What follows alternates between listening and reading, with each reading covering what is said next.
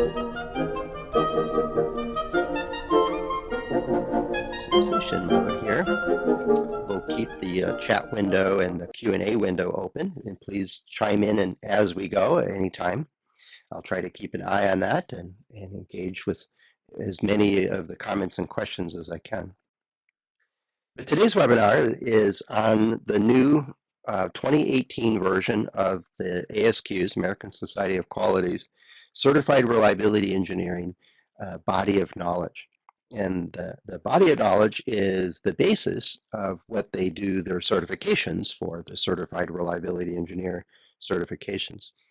And it was posted or published in, I believe, in July of this year, somewhere in early July, and I noticed it along there somewhere.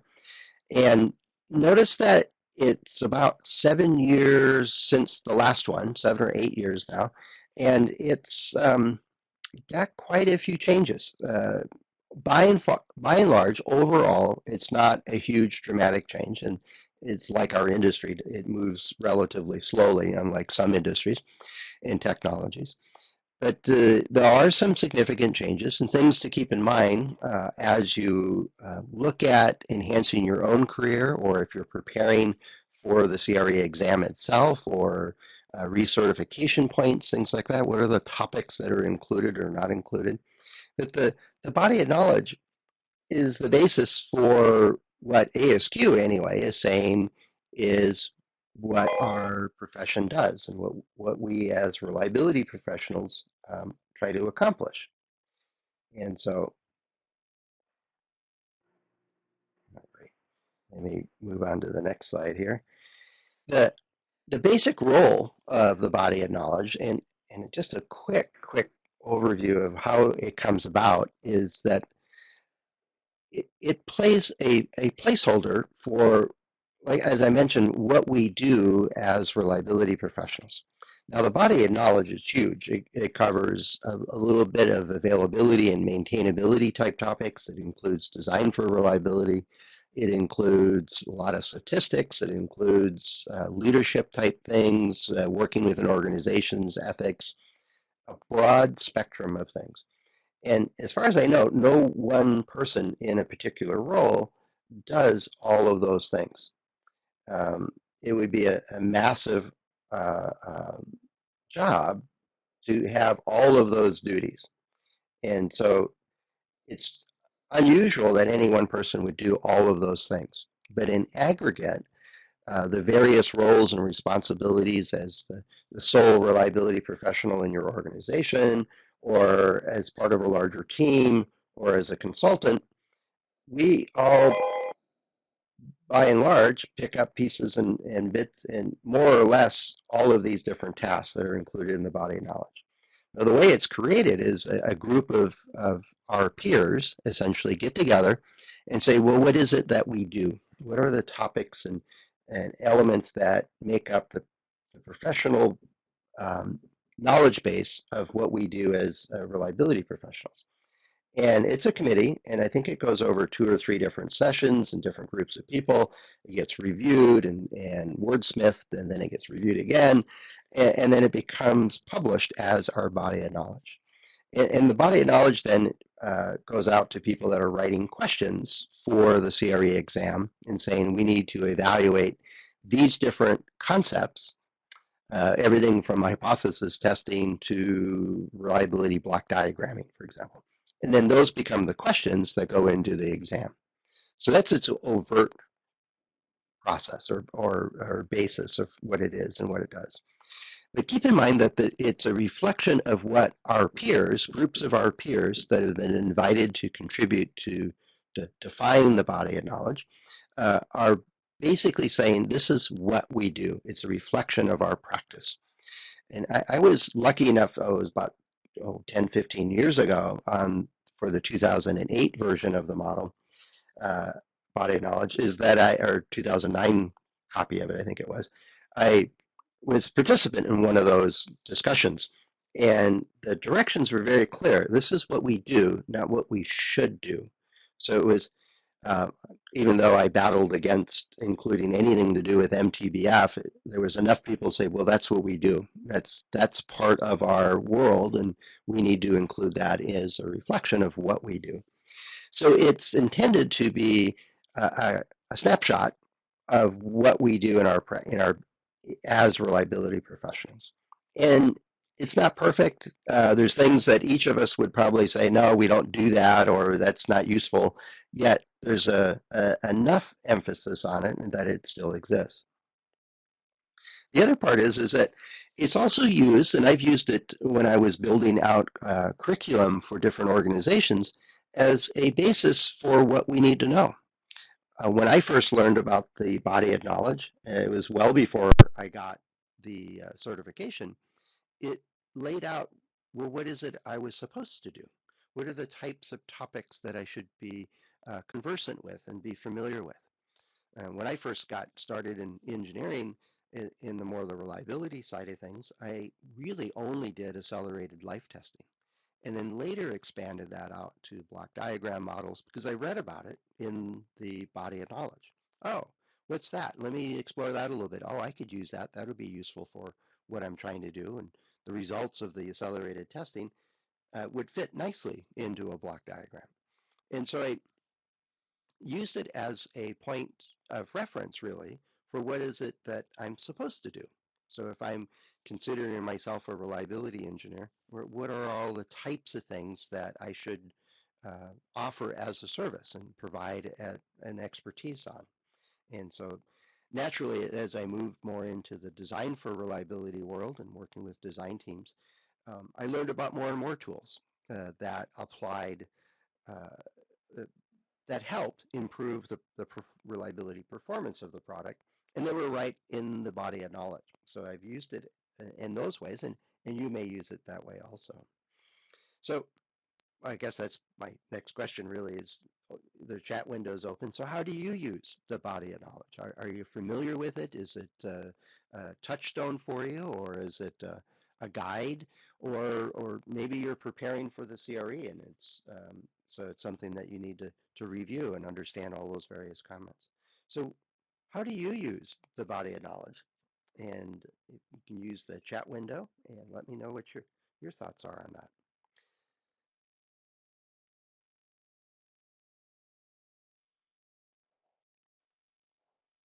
And I get a sip of tea here. So I'm still recovering from a cold, so hopefully my voice isn't too bad. It might actually be better. I'm not sure.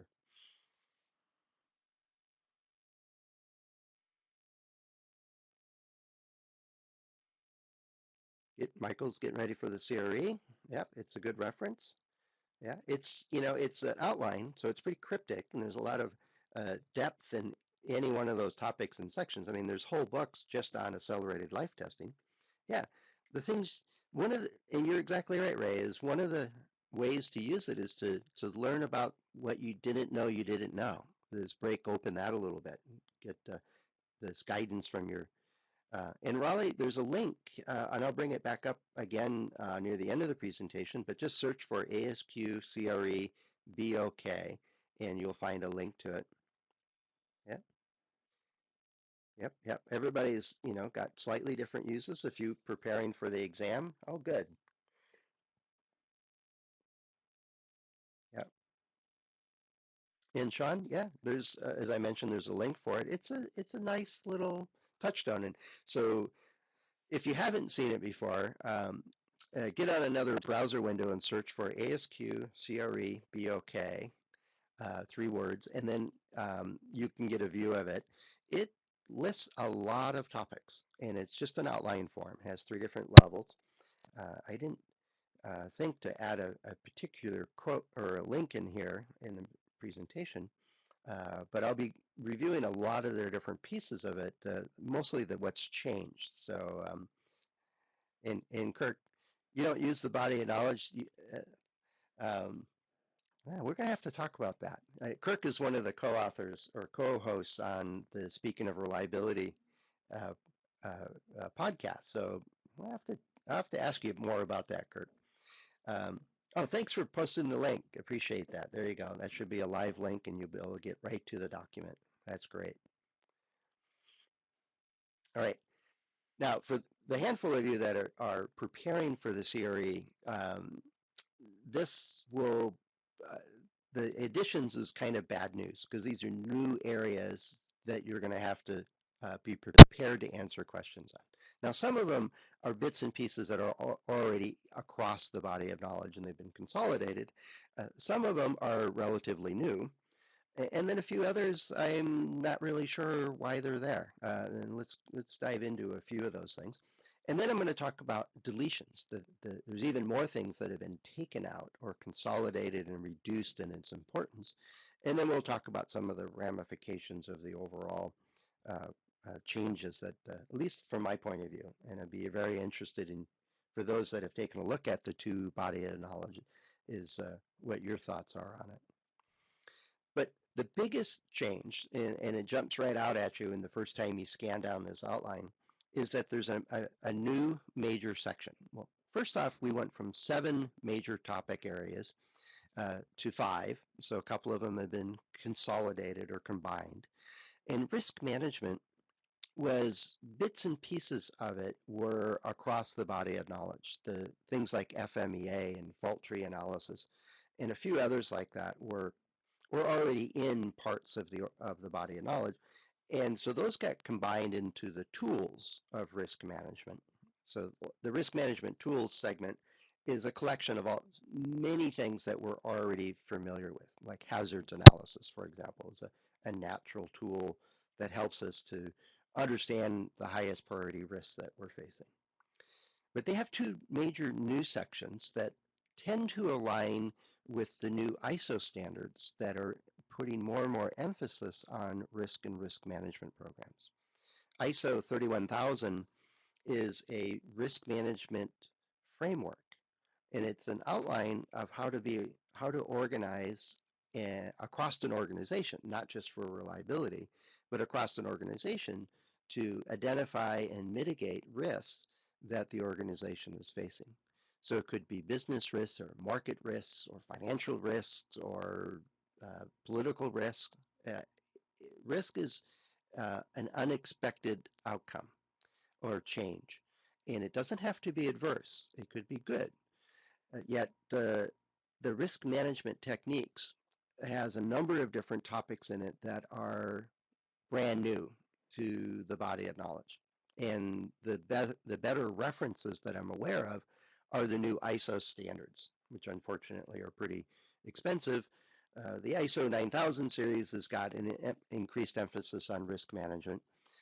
ISO 31000 is a framework to build a program or a project or a system within your organization. And then there's a 14,000 series, there's a 5100 series that's more in asset management. But each one of the ISO standards that's come out in the last 3-4 years have included risk management. And so I'm not sure if the emphasis here is because people are doing risk management in the reliability world, which seems like a good natural fit, or if it's more a reflection of the changes in the ISO standards. So I'm going to leave that as a question. Are you doing risk management type work specifically within the larger context of risk management, or is it does this reflect what we do? So I'll leave that as a question for the chat window if you can chime in on that. Because I'm just curious. If I wasn't in the meetings that built this body of knowledge, so I'm very curious of what that discussion was. Uh, because in my world, I don't see it. I don't see people in reliability world, other than identifying reliability and availability risks, of doing more corporate level type of risk management. Although I certainly could be wrong because there's a lot going on out there.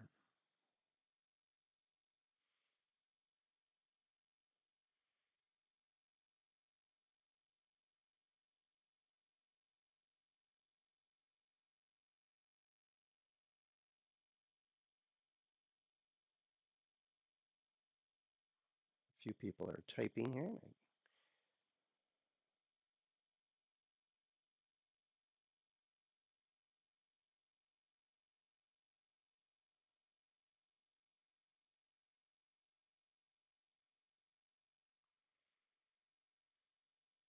And then this is this risk area.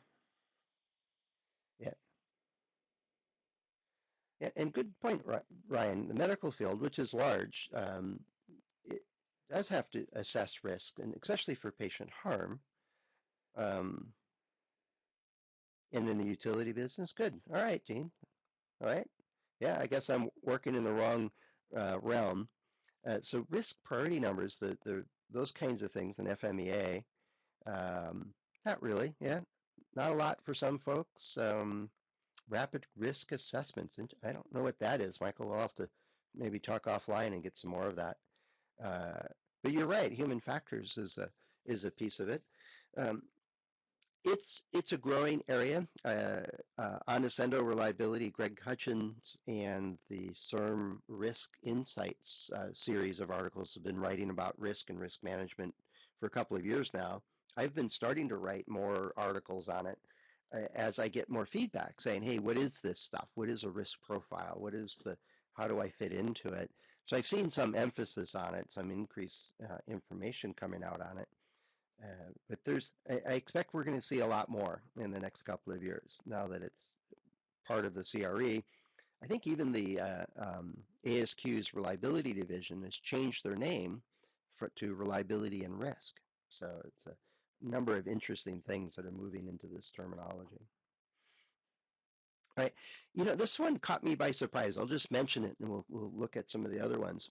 But I had to look over and over at the old body of knowledge. There was no root cause analysis in there. We had failure analysis, which is a piece of root cause analysis. And there were, areas where we certainly talked about root cause analysis as being a good practice. Yet when I saw it listed as an addition to the body of knowledge, I went back and read the old one carefully, and it's not called out specifically. I think it was assumed underneath other things. There were certainly failure analysis, non-destructive and destructive tools and techniques. There was failure analysis, corrective actions, things like that.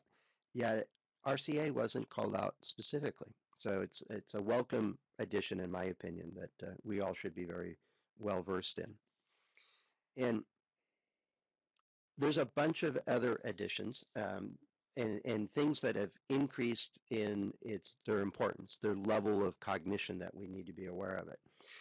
Here's just a couple of examples.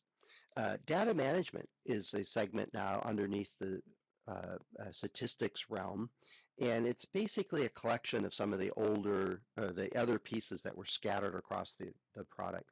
And it's grouped with the statistics tools, so makes sense. We often are applying statistics on data that we have to gather and manage and so on. So that made perfect sense. Another area was performance management was added. Uh, there were some metrics and tracking type things in the previous one. This is bundling those together and increasing its importance. So what I was pleased with is it didn't mention MTBF in that segment. And so it's going to, I think, going to take time for us to flush out what is meant by the terms here of performance management. And has anybody heard of a quality triangle? It's also called an iron triangle. It's got about 8 or 9 other names, mostly in project planning, uh, uh, systems engineering type world. Has anybody heard of or used a quality triangle?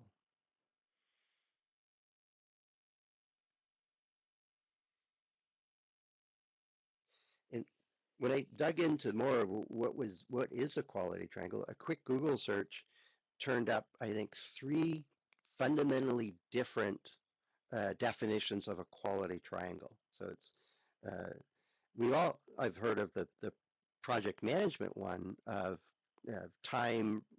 It's a resource management tool to prioritize where we focus on. Do we want time to market to be the focus, or do cost to be the focus, or manpower to be the focus, or it could be something else. And what I found is that this one's going to be tough to write questions for or test for because the project management world doesn't have a consistent set of terminology around this in defining what a quality triangle is. And so it could be quality, cost, and time, and that's just one of them that comes to mind immediately, but there's a number of others. And yeah, so this is a relatively new one. Now, this isn't House of Quality. House of Quality we often consider as quality functional deployment, QFD. Yeah. So quality cost schedule is one, and there's a handful of others, Karen, that define this thing. So it's going to be interesting how that one pans out. Uh, it doesn't look like a major piece yet. We'll see how that one pans out. But overall, the elevation of risk management, I guess from the responses we got here is that it is part a number of different industries, and we also see it in the ISO standards.